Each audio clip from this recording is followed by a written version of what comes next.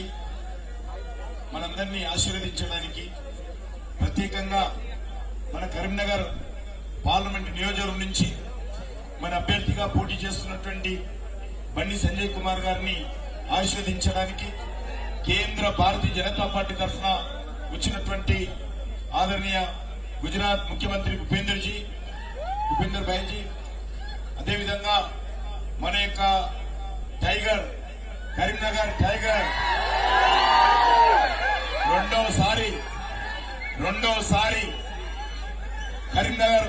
కరీంనగర్ ప్రజల హృదయాలలో తనకంటూ ఒక ప్రత్యేక స్థానాన్ని సంపాదించుకొని కరీంనగర్ ప్రజల ఆశీస్సులతో ఈరోజు మళ్లీ రెండోసారి ఎంపీగా గెలవబోతూ ఇప్పుడే నామినేషన్ ప్రారంభిస్తున్నటువంటి మిత్రులు బండి సంజయ్ కుమార్ గారు, వచ్చినటువంటి పార్టీ నాయకులు, కార్యకర్త సోదరులు, సోదరిమణులు అందరికీ భారతీయ జనతా పార్టీ తరఫున మీ అందరికీ హృదయపూర్వకమైనటువంటి శుభాకాంక్షలు తెలియజేస్తా ఉన్నాను. మే 13వ తేదీన మన ఎన్నికలు జరగనున్నాయి. ఈ ఎన్నికలు ఇవి ఢిల్లీ ఎన్నికలు. ఈ ఎన్నికల్లో ఈ దేశానికి ఎవరు ప్రధానమంత్రి కావాలో నిర్ణయించేటువంటి ఎన్నికలు ఈ ఎన్నికలు దేశంలో ఏ పార్టీ అధికారం ఉండాలో నిర్ణయించేటువంటి ఎన్నికలు. ఈ ఎన్నికలు మన దేశ భవిష్యత్తు ఏ రకంగా ఉండాలి, మన దేశం ఏ రకంగా అభివృద్ధి జరగాల, ఈ దేశంలో ఏ రకంగా పేదలకు మేలు జరగాల, ఈ దేశంలో ఏ రకంగా ఈ దేశానికి సంబంధించినటువంటి అన్ని రకాలుగా అభివృద్ధి ముందుకెళ్లాలా అని నిర్ణయించేటువంటి ఎన్నికలు.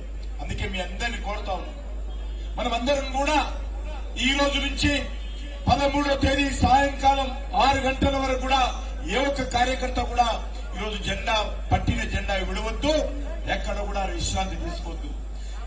గ్రామాలు తిరిగి మనందరం కూడా మన పార్టీ నాయకుడైనటువంటి నరేంద్ర మోడీ గారిని ప్రధానమంత్రి చేయడం కోసము మన తెలంగాణలో ఉన్నటువంటి ఈ యొక్క కరీంనగర్ నుంచి మన బండి సంజయ్ కుమార్ గారిని భారీ మెజార్టీతో గెలిపించాల్సిన అవసరం ఉంది.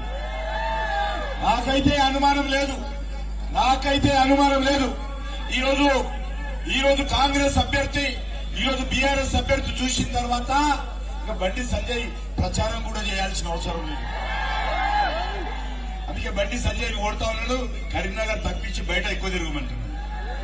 ఎందుకంటే ఈరోజు దేశంలో నరేంద్ర మోడీ గారి నాయకత్వంలో 400 సీట్లు గెలవబోతా ఉన్నాము.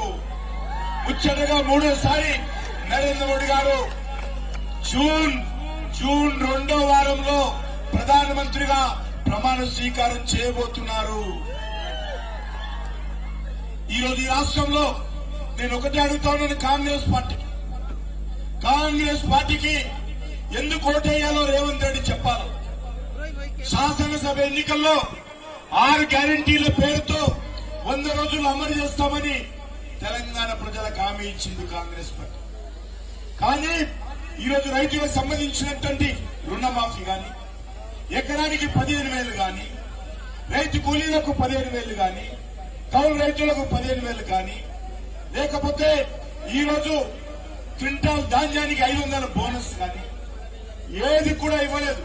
నిరుద్యోగ యువతకు చెప్పారు 4,000 రూపాయలు ఇస్తామని, మహిళలకు చెప్పారు 2,500 ఇస్తామని, పెళ్లైతే తులం బంగారం ఇస్తామని. నేను అడుగుతాను రాహుల్ గాంధీని, నేను అడుగుతాను ముఖ్యమంత్రి రేవంత్ రెడ్డిని, ఏమైంది? ఈరోజు మీరు ప్రజలకు హామీ ఇచ్చారు కదా, గ్యారంటీల పేరుతో అమలు చేయనప్పుడు ఈరోజు కాంగ్రెస్ పార్టీ ఇచ్చినటువంటి గ్యారంటీలు 100 రోజులు అమలు చేస్తామని ప్రజలకు హామీ ఇచ్చి ఈరోజు అమలు చేయనందుకు తెలంగాణలో కాంగ్రెస్ పార్టీకి ప్రజల ఓటు అడిగేటువంటి నైతిక హక్కు లేదనే విషయాన్ని సందర్భంగా మెలుస్తున్నాను. ఇకపోతే టీఆర్ఎస్ పార్టీ కేసీఆర్ గారు మొన్న చాలా మాట్లాడాడు, 2 గంటలు 3 గంటలు మాట్లాడుతున్నారు. నాకైతే నేను చూడలేదు అనుకోండి. ఈరోజు మనం చేస్తా ఉన్నాను, కేసీఆర్ కు ఓట్లు అడిగే తెలంగాణ ప్రజల ఓట్లు అడిగే నైతిక హక్కు లేదు. అయ్యా కేసీఆర్ 3 నెలల క్రితం మీ పార్టీ ఓట్లేసి ఎమ్మెల్యేలను గెలిపిస్తే ఎక్కడున్నారు వీళ్ళందరూ? కాంగ్రెస్ పార్టీలో చేరారు. నీకు సిగ్గుండాలా? నీ ఎమ్మెల్యేలు గెలిచినటువంటి ఎమ్మెల్యేలను ఆపుకునే శక్తి లేదు. ఈరోజు మళ్లీ ఓటేస్తారు. ఏ ముఖం పెట్టుకొని అడుగుతాను, ఏ ముఖం పెట్టుకొని అడుగుతున్నావు?